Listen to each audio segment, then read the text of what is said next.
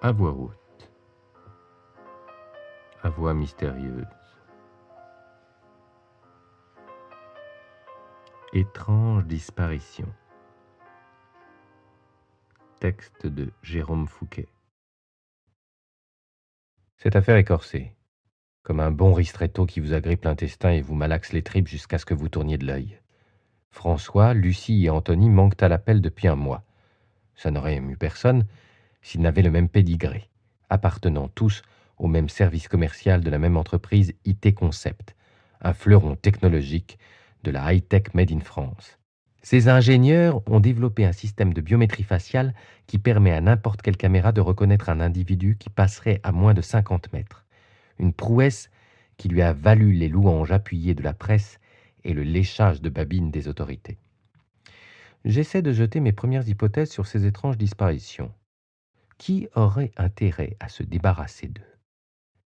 S'il s'agit d'un concurrent ou d'une puissance étrangère, pourquoi mettre des commerciaux hors d'état de nuire et non directement les ingénieurs qui développent la solution? Pourrait-il s'agir d'une attaque interne? J'ai pu observer un silotage marqué entre les départements, dont les responsables sont loin de tirer la couverture du même côté. De là à s'amputer de la main qui les nourrit en dégageant les commerciaux, il y a un gouffre. Ma piste la plus crédible à ce stade me conduit à Michel, directeur commercial, chef d'une équipe de 7 moins 3 vendeurs. Après une petite enquête, l'homme s'avère acariâtre, parfois rustre et brutal. Il ne tolère pas la médiocrité et abhorre par-dessus tout les tirs au flanc. En 35 ans de carrière, ses résultats plaident pour lui, à l'exception de ceux de l'an dernier. Une raison suffisante pour dézinguer 3 subalternes qui ne lui reviennent pas? Ma longue carrière dans la police m'a appris à me méfier des coïncidences. Il se passe quelque chose chez IT Concept et je mettrai toute mon énergie et ma matière grise au service de la vérité. Moi, c'est Mathieu, alias Matt, ou The Brain. Aujourd'hui, j'ai raccroché les crampons de flic. J'ai la conviction qu'aucun esprit humain ne devrait subir autant d'atrocités. Certains dossiers me hantent encore la nuit. Je suis obligé de me lever pour vider un verre de Jameson et calmer cette colère qui gronde. Depuis 2 ans, j'ai viré ma cutie. Je me suis mis à mon compte. J'accepte les affaires qu'on veut bien me confier. Je ne fais pas de pub, je ne démarche aucun client et je refuse régulièrement du boulot. J'avais pourtant la faiblesse de penser, quand j'étais flic, que nous abattions un travail colossal, l'arbre qui cache la forêt. En réalité, la maréchaussée écope le bateau troué de l'humanité à coups de cuillère. Il ne se passe pas une semaine sans qu'on m'appelle pour des affaires de vol crapuleux, de meurtres sordides ou de viols turpides. Celui qui m'a appelé, c'est Thomas, un des 4 commerciaux qui embauchent encore chez IT Concept. Il s'inquiète pour ses collègues dont 2 sont des amis. Il a appris mon existence grâce à une amie de ma tante. Il a placé ses espoirs en moi, m'a déjà versé un petit acompte de 1 000 €. Je vais tout faire pour ne pas le décevoir. J'ai commencé par me faire recruter dans l'équipe d'entretien qui intervient dans le grand bâtiment où IT Concept partage des locaux avec d'autres entreprises. Ça me permet d'être au contact des salariés, de glaner des infos à la machine à café, d'observer les comportements ambigus à travers les cloisons vitrées des open space ou des salles de réunion. Pour l'instant, je dois avouer que je suis aussi sec qu'un verre de muscadet que je m'envoie par rasade pour supporter les longues soirées d'hiver. L'alcool est devenu pour moi, au fil des ans, le seul calmant acceptable. Anthony a disparu un jeudi vers 15 heures pour honorer un rendez-vous professionnel. Aucun de ses clients n'a pourtant confirmé avoir planifié de le rencontrer ce jour-là. J'ai fait un saut chez sa gardienne, une certaine Annabelle, longue et serrée comme un pylône électrique. Sauf que, dans son cas, je doute que le courant ne passe à tous les étages. Elle m'a affirmé ne pas avoir revu Anthony depuis sa disparition. Elle n'a pas cherché à en savoir plus. Pour elle, les locataires vont et viennent dans le moulin de la vie. Elle se garde bien d'en savoir plus. Une fois, elle a cherché à se renseigner sur le ramdam d'une locataire. Elle est tombée au milieu d'une rixe. Elle en a été pour ses frais. Plus d'1 semaine sur un lit d'hôpital avec 10 points de suture, en prime. Habiter Saint-Ouen n'est pas une sinécure. Je lui ai laissé ma carte et un billet de 50 si elle entendait parler de quelque chose avec la promesse de récolter le double si c'était de la nature à m'aider dans mon enquête. Elle m'a gratifié d'une moue contrite, comprenant que l'affaire était sérieuse, puis m'a juré ses grands dieux qu'elle essaierait d'en savoir davantage. L'argent est un bon serviteur. Pour Lucie et François, les circonstances sont les mêmes. Partis tard un soir de semaine, personne ne peut se vanter de les avoir revus depuis. Aucun mot à leur patron ni à leur RRH, qui pour une fois met le mot humain en valeur. Vanessa est une trentenaire jolie, pimpante, avare ni de sourire ni de bonne humeur. Quand on évoque le drame, elle se referme, mâchonne plus vigoureusement son chewing-gum, puis balaie le problème en évoquant un concours de circonstances et la coopération la plus totale avec les services de police pour avancer dans l'enquête. De mon côté, j'ai sorti les mains de mes poches, orchestrant une petite tournée des hôpitaux et des morgues aux alentours d'Issy-les-Moulineaux où sévit IT Concept. Étrangement, aucune trace des 3 employés. J'ai contacté les membres de leur famille, tous inquiets, et dans l'expectative d'une mauvaise nouvelle, la police d'Issy-les-Moules, visiblement sensible à la psychologie, leur ayant laissé un espoir de réapparition proche du néant. Ce matin, j'ai émergé aux aurores au siège de la boîte, l'occasion d'un petit tête-à-tête avec Isabelle, l'assistante de Michel, avec laquelle j'ai sympathisé. Elle n'a pas sa langue dans sa poche, et je compte sur cette entrevue pour avancer. Je touille machinalement mon ristretto en contemplant cette soixantenaire dont le teint blême est à peine rehaussé par la lumière blafarde qui descend de la grande barre de néon de la salle de repos. Ambiance intimiste, prompte aux révélations. J'ai décidé de jouer crânement ma chance en lui soumettant mon hypothèse sur ces étranges disparitions. C'est un risque, car elle pourrait prendre grief qu'on soupçonne son chef de malfaisance. Je lui expose ma théorie, huilée à la technique des petits pas.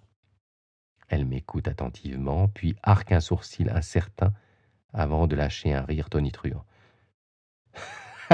Impossible que Michel soit mêlé à ça, me dit-elle. Il part à la retraite dans 6 mois. Il n'a plus rien à attendre de cette boîte. On lui fait un gros chèque pour dégraisser. Il doit choisir lui-même son remplaçant au sein du service commercial.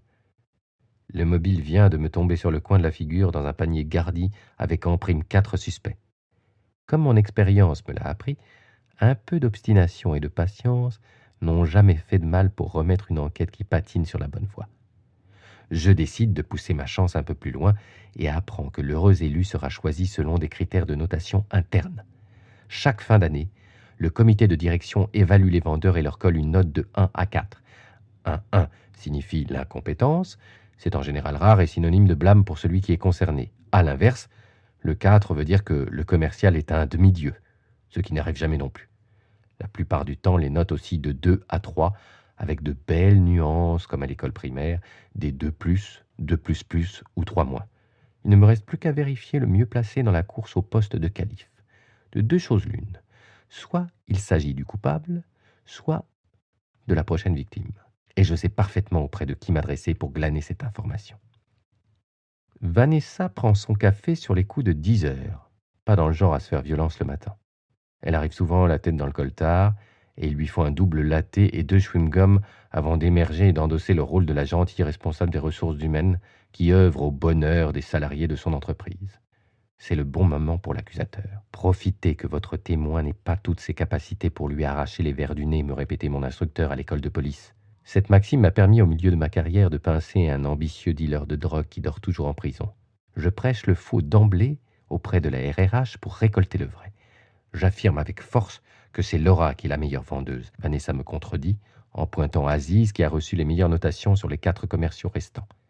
Quand j'évoque la suite du classement, je sens qu'elle se tend comme un vieux ressort, mâchouillant son chewing-gum avec une plus grande frénésie. Je décide d'abandonner la RRH à son brouillard matinal. J'ai l'information que je veux, et je ne veux pas éveiller des soupçons quant à la nature de mes vraies activités. Mon plan prend une forme cristalline. Mettre en place une discrète filature sur le champion du commerce et attendre de voir ce qu'il en résulte. Mais entre-temps, je dois récurer les toilettes, remettre du papier pour l'imprimante, réapprovisionner la machine à café en gobelet plastique. Je ne sais pas combien ils en flinguent chaque jour, mais une chose est sûre, ce n'est pas pour demain qu'IT Concept gagnera le prix de l'entreprise la plus écolo. La journée coule toute seule. Je trouve un plaisir inattendu à la récurrence de ces tâches ingrates qui reposent le cerveau. Mon esprit a tout le loisir de digresser vers de nouveaux chemins. Ce monde est décidément très écœurant. La compétition exacerbée que s'y livrent ces protagonistes prêts à tout pour écarter leurs rivaux m'apparaît comme surréaliste. Je sais maintenant que je ne ferai aucun cadeau à l'enflure qui a éliminé ses concurrents dans une course macabre au pouvoir et à l'argent. Sur les coups de 20 heures, je sens un frémissement sur le bureau de ma cible. Il range son sac, tirant le rideau sur sa journée de travail. Je suis prêt à me glisser dans son sillage quand Thomas m'intercepte dans le couloir des toilettes à l'autre bout de l'open space. Il veut bien sûr avoir des miettes de mon enquête. Je l'attire dans une salle de réunion vacante en face des latrines pour éviter d'attirer l'attention. Je lui sers un honnête bobard en lui faisant croire que je soupçonne toujours Michel. Après tout, il est désormais dans ma liste de suspects. Et bien qu'il m'ait recruté, je ne suis pas encore sûr de pouvoir lui faire totalement confiance. J'entrevois l'espace d'une seconde une lueur glaçante à travers sa pupille. Il pose une main charnue sur mon épaule, exerçant une légère pression sur mon col de chemise qui m'enserre la nuque. Thomas est un beau bébé, dans le genre sportif qui ne maîtrise pas sa force. 90 kilos d'os et de muscles que je préférerais ne pas voir en action. J'ai subitement un doute. Devine-t-il que je lui mens? Quelles sont ses intentions? Il m'avoue ne pas dormir, se faisant un mauvais sang pour ses collègues. Je sens un accent de vérité dans cette confession. À moins qu'il ne soit prêt pour auditionner pour le prochain film de Polanski. Je sors sur le palier pour constater qu'Aziz a pris ses clics et ses claques. Une occasion de perdue. Je claudique vers la grande baie vitrée à l'extrémité du coin des commerciaux et jette machinalement un coup d'œil à la passerelle du tramway qu'on peut apercevoir à travers la vitre. Mon œil tique sur le sac à dos bleu, agrémenté d'un aigle blanc et rouge. Je fonce vers l'issue de secours, accélère l'allure dans l'escalier en me cramponnant à la rampe pour éviter de me refaire l'omoplate gauche, fragilisé par ma dernière escapade au ski. Quand j'atterris enfin à la station, c'est pour accompagner des yeux le départ du tram. Je peste contre mon manque de chance. Pour une première filature, ce n'est pas très brillant. Un bruit attire alors mon attention. Une jeune femme sur le quai opposé qui hurle dans son téléphone, qu'elle a eu la bonne idée de mettre en haut-parleur afin que tous les voyageurs puissent en profiter. Je la dévisage quelques instants. Elle représente l'archétype de la businesswoman qui passe ses nerfs sur son personnel de maison après une longue journée à âner sur une série de chiffres inintéressantes. Elle vocifère des ordres pour le dîner des enfants à un factotum qui ponctue ses ruades de « Oui, madame » et « Bien, madame », le prix à payer pour s'occuper du foyer d'une hystérique en tailleur. Mon regard glisse sur le côté et le visage d'Aziz m'apparaît. Il ne me voit pas, les yeux aimantés par son téléphone. Je me rue sur le quai d'en face en traversant le petit passage à niveau juste derrière la nouvelle rame qui vient de s'arrêter pour déposer et récupérer son flot de voyageurs quotidiens. 7 stations plus loin, nous marchons en direction de Suresnes. Nous descendons une colline pentue pour obliquer le long du national bordant les quais de Seine. Aziz continue d'avancer sans prendre garde à son nouvel ange gardien. Je parviens à maintenir une distance convenable comme je l'ai si souvent pratiqué durant mes glorieuses années d'enquêteur principal où j'étais prêt à suivre jusqu'en enfer la lie de l'espèce humaine. Je me souviens avoir été semé une nuit par un indique clodo qui empestait tellement la vinasse et l'urine que j'avais doublé la distance de sécurité. Aziz attend que l'enfilade de voitures libère la route qu'il traverse d'un pas serein. Où se rend-il avec autant de tranquillité? Donner à manger à ses 3 prisonniers? Un panneau indique un bar, le Four Seven, en contrebas de la berge. Je descends les quelques marches à mon tour quand mon téléphone a la bonne idée de carillonner. Aziz se retourne. J'ai le réflexe d'enclencher la marche arrière et remonte quelques marches pour quitter son champ de vision. J'attrape maladroitement mon portable, à qui je coupe la chic d'autorité. Mon alarme de 20h30, l'heure de ma conversation quotidienne avec Serena. Je sais parfaitement à quoi je m'expose si je n'honore pas cet appel. Depuis 1 an, je n'ai pas manqué un seul rendez-vous. Cette entorse risque de ruiner tous mes efforts. Je bricole un texto larmoyant que j'expédie au moment où Aziz me surprend en dépassant le Four Seven pour continuer le long de la berge. Il ne semble plus y avoir âme qui vive à cet endroit. Il s'enfonce dans un sentier caillouteux au milieu d'une nuit qui se fait plus opaque, le quart de lune ne pouvant se résoudre à diffuser autre chose qu'un faible halo argenté. Il ralentit l'allure à l'approche d'une péniche abandonnée qui délimite la fin de la berge. Le coin semble désaffecté. Le chemin fistulé par un dédale d'ordures en tout genre, une végétation en friche, un no man's land non recommandable. Que vient faire Aziz dans ce coin pourri? À cet instant, mon téléphone s'agite dans ma poche. C'est Annabelle. Je n'ai pas le choix que de laisser le concierge s'empaler sur ma machine. Le vendeur informatique est à l'arrêt devant le bateau. Il jette un coup d'œil circulaire, comme s'il s'apprêtait à le recouvrir de tags flamboyants. Ce qui ne ferait pas de mal à l'embarcation, ceci dit, celle-ci décrépit par la rouille et l'usure. L'attente se prolonge. Mon pantalon vibre de nouveau. Texto explicite de la gardienne d'immeuble. Du nouveau sur Anthony, rappelez-moi. Je dégaine, pensant naïvement qu'Aziz attend quelqu'un, ce qui doit m'octroyer quelques minutes de répit. Je tombe des nues quand elle m'annonce qu'il était parti vivre chez sa copine sans prévenir personne, qu'il est entré au bercail parce qu'ils ont rompu. Je commets alors l'erreur de quitter les yeux le vendeur de l'année une poignée de secondes. Il en profite pour disparaître. Où a-t-il filé? Je ne vois qu'une issue possible. J'abrège mon coup de fil avec Annabelle et m'avance à pas feutrer en direction de la péniche. Je n'ai plus le droit de porter une arme. Voilà pourquoi je dégaine ma bombe lacrymo. Un pis-aller qui ne me rassure qu'à moitié. Je suis déjà aux 2 tiers de l'ersatz de passerelle qui mène au bateau, une longue planche en bambou vermoulu quand j'entends un bruit de vaisselle cassée. J'accélère le pas pour me retrouver sur la péniche. Malgré la nuit, je ne vois rien de suspect au pont supérieur qu'une carlingue décatie, un semblant de terrasse avec du faux gazon et une porte menant vers la cabine principale et l'étage inférieur.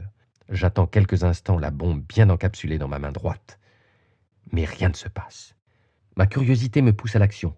À la seconde où je pose ma main gauche sur la poignée, la porte en métal s'ouvre en grand.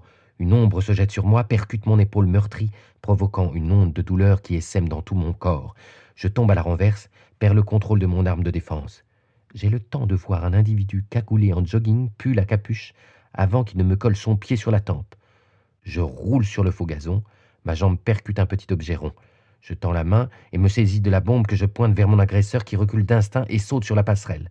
Je ravale ma douleur, me redresse gauchement pour tenter de rattraper le dangereux individu. Il est déjà en train de courir, plutôt svelte et entraîné. Avec mon épaule en vrac, c'est peine perdue de vouloir le rattraper et puis je dois vite secourir Aziz. Quand je pénètre dans la péniche, il est malheureusement trop tard. Le commercial d'IT Concept gît à terre dans une mare de sang. De mauvais souvenirs affluent dans ma tête. Vu sa position, il semblerait qu'il ait été percuté par l'arrière, au niveau du crâne. Je n'arrive pas à lui trouver de pouls et appelle les secours, puis la police, en prenant soin de ne pas divulguer mon identité qui compromettrait ma couverture. Je regagne ensuite la rive. Une fois les sirènes à portée d'oreille, je marche sur un papier collant de couleur jaune. Il est de forme ronde et porte une petite inscription PF20. On dirait un sparadrap. Il a dû tomber de la poche de mon agresseur. Souffre-t-il d'une petite blessure? Je fourre l'indice dans ma poche dans le but de l'analyser un peu plus tard. J'espère sincèrement qu'ils pourront sauver Aziz. Je me sens affaibli et songeur. 3 questions m'assaillent. 1. Serais-je encore en vie sans cette bombe lacrymo bon marché achetée chez l'épicier en bas de chez moi? Les choses ne tiennent parfois qu'à un fil. 2.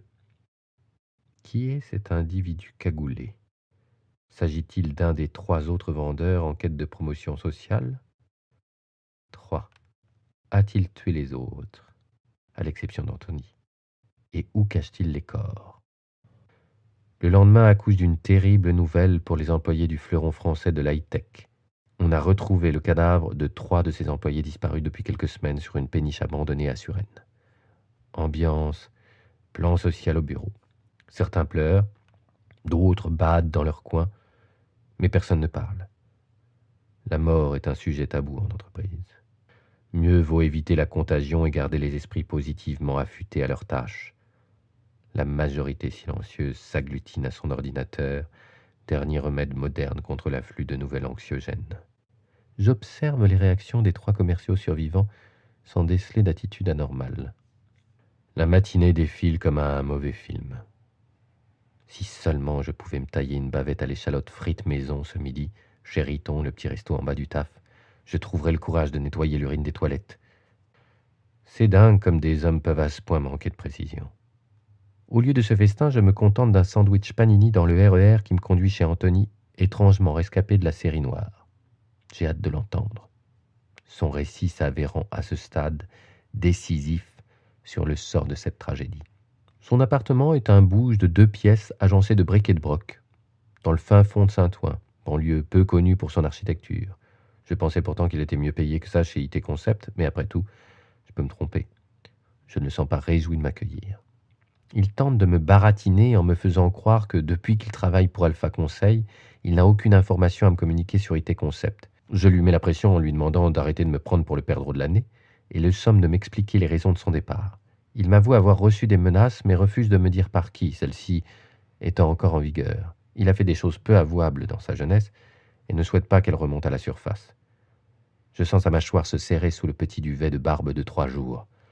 Ses sourcils se froncent et il serre son poing comme s'il était physiquement en danger, ce qui paraît incongru vu sa carrure de boxeur et ma ligne de pilote de Formule 1. Il m'oppose son droit au silence et me demande si je suis de la police. Je suis conscient que le silence qui suit ne m'est pas très flatteur. Malgré son inflexibilité, je tente une dernière carte. Anthony se tourne alors vers moi et me dit d'un ton docte. Méfiez-vous des femmes trop souriantes. Je sors de cet entretien perplexe. Rien ne se passe décidément comme prévu. J'ai l'impression d'être une limace qui pénètre dans un tunnel. Certes, je progresse, mais la lumière semble encore bien loin. Vers le milieu de l'après-midi, je sens un léger malaise remonter à la surface. J'ai besoin de faire le point. Je fais couler mon ristretto le temps que mes neurones se réactivent. Le témoignage d'Anthony exclut Thomas de la course. Restent 2 suspects, Laura et Virginie. J'essaie de me rappeler mon altercation de la veille avec l'assassin, la force dont il a fait preuve pour me repousser, sa dextérité à s'enfuir. Pouvait-il s'agir d'une femme? Sans doute, mais une sportive alors, qui s'entretient. Laura remplit ce profil. Elle fait un petit stop à la salle de gym 3 midis par semaine. Le hic, c'est qu'elle ne sourit pas beaucoup, au contraire de Virginie, dont l'alacrité est une seconde nature. Alors quoi faire maintenant? Laquelle surveiller? Isabelle me rejoint pour son café de l'après-midi. Elle me raconte les derniers potins de la boîte, ce qui a le don de me refroidir le cerveau, bouillant comme un geyser norvégien. Elle se plaint de l'ambiance de morgue qui règne chez IT Concept. Je fais mine de compatir à son lamento. Elle suggère qu'on en tue 1 ou 2 de plus, coincés du bulbe, pour détendre l'atmosphère. Je hoche mécaniquement la tête, le cerveau déjà reparti en cuisson lente. D'un coup, sans prévenir, un détail m'explose à la tronche, façon pétard de Noël. Toute cette affaire devient d'un coup tout à fait lumineuse. J'ai une dernière chose à faire pour asseoir la vérité. Une fois faite, 1 heure plus tard, je décide de convier Thomas à un dernier tête-à-tête. Quand je lui révèle le nom du coupable, il se mordit la lèvre supérieure nerveusement. Puis, il se lève et se dirige vers moi. Je ne suis pas trop sûr de ce que je dois faire, alors je tends la main vers l'intérieur de mon sac à dos où j'ai subtilement disposé mon taser. M'étant trouvé un peu léger avec ma bombe lacrymo dans la bataille de la péniche, j'ai opté pour le calibre supérieur. On ne sait jamais. Je suis prêt à expédier plusieurs dizaines de vols dans ses pectoraux s'il fait un pas de plus. Mais Thomas s'arrête devant moi et me tend une main amicale. « Merci de m'avoir ouvert les yeux, me dit-il. Je trouvais son comportement bizarre ces derniers temps. Je comprends mieux pourquoi. Vanessa est tellement obnubilée par le fait que je plaise à sa famille qu'elle a écarté ou tué tous mes rivaux pour que j'accède au poste de directeur commercial, ce qui aurait fait meilleur effet sur son papa, un ponte de l'industrie automobile. Elle est vraiment folle. Et dire qu'on essayait d'avoir un enfant ensemble. Merci, Matt. Je vous en dois une belle. Comment avez-vous su? Je savais qu'il s'agissait d'une femme suite au témoignage d'Anthony. Quand Isabelle m'a parlé de votre relation cachée avec la RRH au café tout à l'heure, j'ai eu le déclic. Une stagiaire vous a surpris ce matin avant que vous n'arriviez. Je me disais que Vanessa mâchait beaucoup de chewing-gum. En fait, c'est assez caractéristique des personnes qui viennent d'arrêter de fumer. J'ai analysé un papier autocollant que j'ai ramassé sur la péniche hier soir quand j'ai croisé l'assassin. La petite inscription PF20 a attiré mon attention. Je pensais à un pansement au début, mais après quelques recherches, il s'avère que c'est une norme de patch de nicotine. Elle n'a pas eu d'autre choix que de me l'avouer tout à l'heure. Cette jeune femme a un sourire trop beau pour être vrai. Elle est torturée au fond d'elle, sans doute à cause d'une enfance difficile avec un père exigeant. La cigarette lui permettait de contenir sa nervosité, mais elle a décidé d'arrêter parce qu'elle voulait enfanter. Elle était prête à tout pour que vous ayez ce poste et vous faire accepter de sa famille. Mais au fait, pourquoi n'a-t-elle pas tué Anthony? Parce qu'au début, elle n'avait pas l'intention de tuer. Elle faisait du chantage pour que vos rivaux démissionnent. Anthony a caché sous le tapis un passé dont il n'est pas fier. Alors il a démissionné, lui dis-je. Les 3 autres se sont montrés plus durs à manœuvrer. Elle les a alors attirés dans un guet-apens sur cette vieille péniche sans propriétaire, sous prétexte de discuter avec eux. Elle les a assommés avec une pierre de la berge avant de pousser les corps dans la cale. Le bateau puait la décomposition, mais comme il n'y a pas de voisinage, personne ne s'est plaint. Thomas se renseigne sur ce qui attend son ex-petite amie. Je lui apprends que j'ai récolté ses aveux complets, que je vais m'empresser de soumettre à la police. La suite du parcours se résume en un long séjour carcéral ou dans un institut psychiatrique. J'ai encore une dernière chose à faire pour que cette journée soit une totale réussite. À 20h30 précise, je compose le numéro de Serena. Ma fille me répond au deuxième coup et me vilipende pour la forme. Au fond, elle souhaite comme moi que cette relation fonctionne. Alors je m'emploie à la satisfaire et raccroche 20 minutes plus tard. Rasséréné de ces échanges, je peux enfin me tourner vers cette appétissante pièce de bœuf et ses pommes allumettes. J'ai décidé d'arroser ce festin d'un petit bâtard Montrachet 1992. L'association est parfaite et je savoure ce délicieux moment tout en pensant qu'un autocollant a décidé du sort de cette affaire. Les choses tiennent parfois à peu.